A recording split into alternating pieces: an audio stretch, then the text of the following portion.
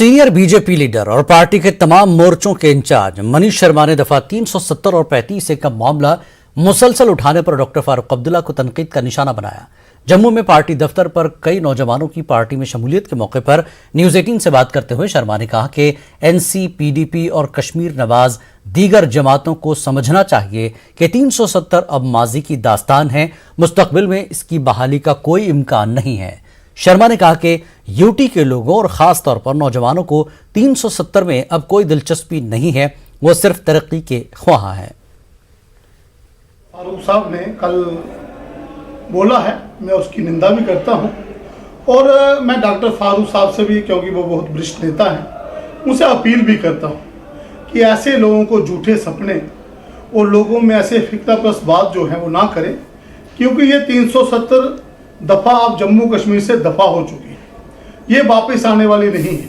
मैं तो ये कहता हूँ कि हमारे में कहते हैं कि गंगा गई हुई हड्डियाँ वापस नहीं आती, और डॉक्टर फारूक साहब को भी समझ जाना चाहिए और हिंदुस्तान के आइन, हिंदुस्तान का जो संविधान है उस पर विश्वास करना चाहिए और उसके लिए ही लोगों को प्रेरित भी करना चाहिए। मैं ऐसे लोगों की कड़ी निंदा करता हूँ जो लगातार सरकारों में भी रहे, मुख्यमंत्री भी रहे और मेंबर पार्लियामेंट भी रहे, केंद्र में भी मंत्री रहे, लेकिन आज भी लोगों को ऐसी तकरीर कर ऐसे बयान देके नौजवानों को, लोगों को भड़का रहे हैं। अखनौर के जोड़िया में कांग्रेस की रैली मुनक्किद हुई। जम्मू कश्मीर कांग्रेस के सदर जी मीर मेहमान खुसूसी रहे। रमन भल्ला, योगेश सानी, नौजवान लीडर सतीश शर्मा समेत दीगर लीडरों ने इसमें शिरकत की। जी मीर ने कहा कि बीजेपी ने जम्मू कश्मीर के लोगों के साथ धोखा किया है। उन्होंने कहा कि अवाम को एतमाद में लिए बगैर दफा 370 को मनसूख कर दिया गया। नहीं, हमारा तो स्टैंड है जो हमने 6 अगस्त 2019 को दिया है। कांग्रेस वर्किंग कमेटी ने सबसे पहले अपना मौक़िफ़ क्लियर किया है कि हम जम्मू कश्मीर के लोगों की जद्दोजहद में शामिल रहेंगे और जो उनके जज्बात, एहसासात है उसकी हम कदर करते हैं। बाकी जैसे जैसे सियासी माहौल आगे बढ़ेगा, मैनिफेस्टोज आगे आएंगे, सारी चीज़ें क्लियर हो जाएंगी। जम्मू कश्मीर अपनी पार्टी कोर ग्रुप की श्रीनगर में मीटिंग मुनक्किद हुई। पार्टी ने कई करारदाद मंजूर की, जिनमें इंतखाबात से पहले रियासती दर्जे की बहाली, नौजवानों के लिए रोजगार पैकेज, जम्मू कश्मीर के अफसरान का अपना कैडर, बिजली की हुसूलियाबी के साथ साथ गैर मुस्तकिल मुलाजमीन की मुस्तकिली और जामा मस्जिद में नमाज की इजाजत का मुतालबा शामिल था। मसला हमारा डिलिमिटेशन का है, तो हम उम्मीद करते हैं कि डिलिमिटेशन जो होगी, एक जगह ज्यादा सीटें होंगी, किसी जगह कम सीट होगी, हम उम्मीद करते हैं साफ और शफाफ तरीके में, और जहां जहां रिजर्वेशन की जरूरत हो वो रिजर्वेशन लेकर लोगों के सामने जल्द लाया जाएगा, ताकि उसके बाद स्टेटहुड मिलेगा और उसके बाद हम इलेक्शन में जाना चाहते हैं। हम तो चाहते थे कि हम गवर्नमेंट ऑफ इंडिया से एक बहुत बड़ी नौकरियों का पैकेज मांगे नौजवानों के लिए, लेकिन अब हमारी जो बुनियादी अपनी नौकरियां यहाँ पे वो ही पूरी नहीं होती हैं। अगर बिजली बढ़ गई है तो हम एक्सपेक्ट करेंगे अनइंटरप्टेड बिजली हमें होनी चाहिए, और एनएचपीसी के पास जो हमारे प्रोजेक्ट्स है, जो उनकी रॉयल्टी है, चाहे 7%, 12%, जम्मू कश्मीर में रॉयल्टी बढ़ानी चाहिए। आए दिन यहाँ पे जलसे जुलूस करते हैं वो डिलीवरीज, 60,000 फैमिलीज उनकी हैं, तो अच्छा वक्त है गवर्नमेंट के लिए कि उनकी फैमिलीज को एड्रेस किया जाए और उन गरीबों को भी एड्रेस किया जाए। जम्मू कश्मीर में दफा 370 के हटाने के बाद से अब तक 31,000 करोड़ रुपए की सरमायाकारी की तजावीज़ आई हैं। वजारत दाखिला ने पार्लियामेंट में तहरीरी जानकारी देते हुए कहा कि जम्मू कश्मीर में जब से न्यू सेंट्रल स्कीम को नोटिफाई किया गया है, इसका काफ़ी अच्छा रद्दमल देखने को मिला है। कश्मीरी पंडितों से मुताल्लिक एक सवाल के जवाब में कहा गया कि दफा 370 की मनसूखी के बाद कोई कश्मीरी पंडित या हिंदू बेघर नहीं हुए। ताहम कश्मीर में रहने वाले बाज कश्मीरी पंडित खानदान, जिनमें ज्यादातर खवातीन और बच्चे शामिल हैं, ओहदेदारों की नक्ल हरकत और तालीमी इदारों में सरमाई तातीलात की वजह से जम्मू डिवीजन मुंतकिल हुए हैं।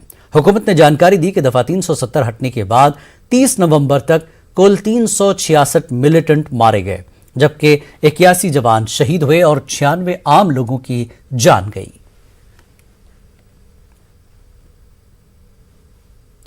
चतलावल कुलगाम में आज उस वक्त सनसनी फैल गई जब जावेद अहमद खान की अहलिया की लाश घर में मुश्तबा हालत में लटकी हुई पाई गई।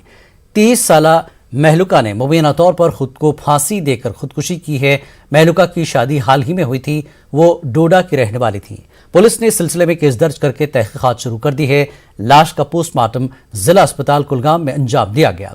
बाद में लाश को लवाहकीन के हवाले किया गया। वक्त एक ब्रेक का, ब्रेक के बाद फिर रुख करेंगे।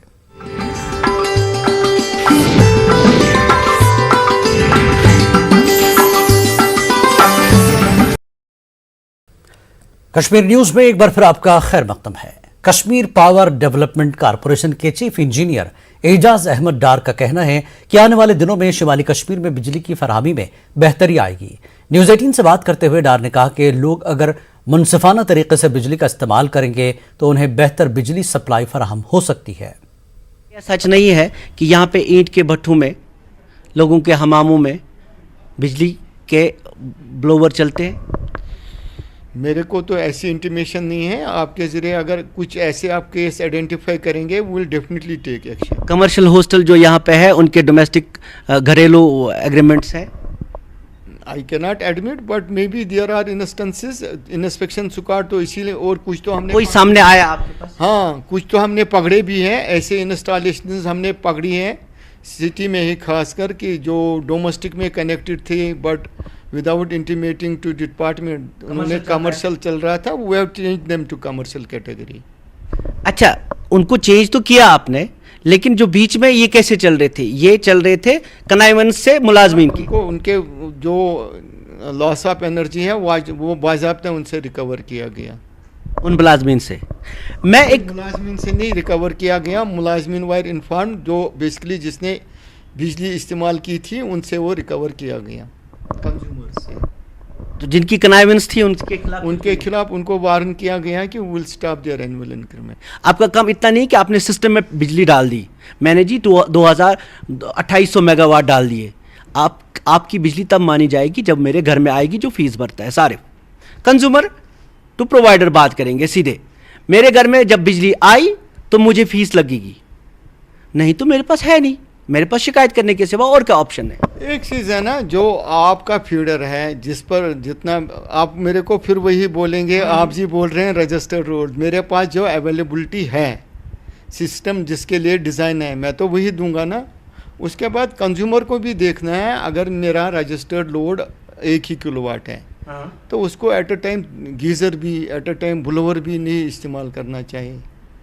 थोड़ा मेरी प्रेस से एक गुजारिश भी है और शिकायत भी है प्रेस वाले, आप जो है ना, आपकी तरफ से भी एक कैंपेन चलना चाहिए, लोगों को रिक्वेस्ट करनी है how to use electricity very judiciously. इसीलिए तो ये तो उनके फ़ायदे के लिए। अगर शाम को वो, मैं हर एक को बोलता हूँ भाई कश्मीर में ऐसी पोजीशन है कि गर्म पानी के बगैर कोई नहीं रह सकता। अगर आप देखेंगे 95% इवन 98% मेरे फीडर ऐसे हैं जिनमें रात को फिर भी कम से कम 8 घंटे बिजली रहती है। कुछ 2% फीडर होंगे जिनको रात में 2 घंटे का कट लगता है। दैट मीन्स अगर रात को वो गीज़र का इस्तेमाल करेंगे फजर की नमाज में अच्छी तरह गर्म पानी मिलता है। तो बट मैं बहुत पीक आवर्स का प्रॉब्लम है। पीक आवर्स में जहाँ मैं हाँ बात सुनिए, जो पीक आवर्स में जहाँ मैं इंस्पेक्शन करता हूँ आजकल किसी घर में 8 किलोवाट से लोड कम नहीं निकलता। दैट मीन्स घर के अंदर ब्लोअर भी चल रहा है और गीज़र भी चल रहा है। एग्रीमेंटेड पे तो नहीं चलेगा विंटर में हमारा। मैं नहीं बोल रहा हूँ एग्रीमेंट पर चलिए, मैं बोल रहा हूँ डाइवर्सिटी। जो पानी गर्म करने के गैजेट है वो अलग इस्तेमाल कीजिए। जब डिनर शिनर हो गया, अब now one has to go to bed, उस वक्त भाई गीज़र का बटन ऑन कीजिए। और जो मेरी बाकी भाइयों से गुजारिश है, जो क्रूड डिवाइसेस इस्तेमाल होते हैं उनमें 30% energy is used as practical energy for warming of water, 70% energy loss होती है। उनको वो ट्रेडिशनल याते गगुर वो इस्तेमाल नहीं करना चाहिए crude gadget. They should go for a immersion rod. अगर if they can not afford a geyser, मैं ये भी बोलूँगा कुछ अफोर्ड नहीं कर सकते हैं गीज़र, इमर्शन रॉड 150 रुपये में आती है। They can go and purchase one immersion rod that is energy efficient, उससे उनका पानी आराम से गर्म हो जाएगा। नॉर्थ कश्मीर में बहुत ज़्यादा शिकायतें आती हैं। पिछले साल हमने देखा कि 50% ही बिजली उनको मिल पाती थी क्योंकि हमारे पास इतना सिस्टम नहीं था। अब की बार भी वहाँ से शिकायतें आती है, जी हमें बहुत ख़राब बिजली मिलती है, बहुत कम बिजली मिलती है। ऐसा भी नहीं है कि बहुत ख़राब मिलती है। नॉर्थ कश्मीर में हमें कंस्ट्रेंट्स है। पिछले साल ही दिलना की ऑगमेंटेशन हो गई। दिलना was augmented from 160 to 320 MVA। उसके बाद इस साल डेलिना की एक और ऑगमेंटेशन ऑन कार्ड्स है, होपफुली वो दिसंबर के एंड तक या by middle of January transmission वाले कंप्लीट कर रहे हैं। उसके बाद वहाँ से अमरगढ़ ग्रिड एग्मेंट हो रहा है। तो it is a continued process. अगर हम देखेंगे, हमने भी डिस्ट्रीब्यूशन लेवल में नॉर्थ कश्मीर में कम से कम 10 रिसीविंग स्टेशन एक साल में ऐड किए होंगे। तो वही मेजर वही है कि आप इस्तेमाल बहुत करते हो, डिक्लेयर लोड बड़ा कम करते हो, that is the major bottleneck. Divisional commissioner Kashmir P K Pule ने वावरा लौलाब में एक अवामी दरबार मुनक्किद किया। Deputy commissioner Kupwara Imamuddin, vice chairman DDC Haji Farooq Ahmad Mir भी मौजूद थे। आवाम ने अपने मसाइल को उजागर किया। पुले ने मसाइल हल करने के लिए अफसरान को हिदायत दी। डिविजनल कमिश्नर ने कहा कि बिजली के बहरान पर काबू पाने के लिए कोशिशें जारी हैं। उन्होंने तमाम तामीराती प्रोजेक्टों को मुकर्रर वक्त के अंदर मुकम्मल करने की हिदायत दी। मकसद यही है, ब्लॉक दिन का मकसद यही है कि लोगों के पास जा कर के उनके समस्याएं, उनकी मसाइल सुने और उसको हल करने का प्रयास करें। Government at the door step of the public, उसके लिए जो है ना सिर्फ अपने ऑफिसेस में रह कर के बल्कि लोगों के गाँव में जा कर के लोगों की मसाइल्स को सुने, दिक्कतें क्या है देखें, जो डेवलपमेंटल काम चल रहे हैं, तरक्याती काम चल रहे हैं, वो कहाँ तक आ गए हैं वो पता करें। उसमें कोई डिफ़िकल्टीज़ है तो वो हल करने का प्रयास करें ताकि वो पाए तकमील तक ले जा सके। तकरीबन जो है 10 से 15 मेगावाट की जो क्षमता जो है हमारी ग्रिड की बढ़ने वाली है, थोड़ा सा उससे रिलीफ मिलेगा।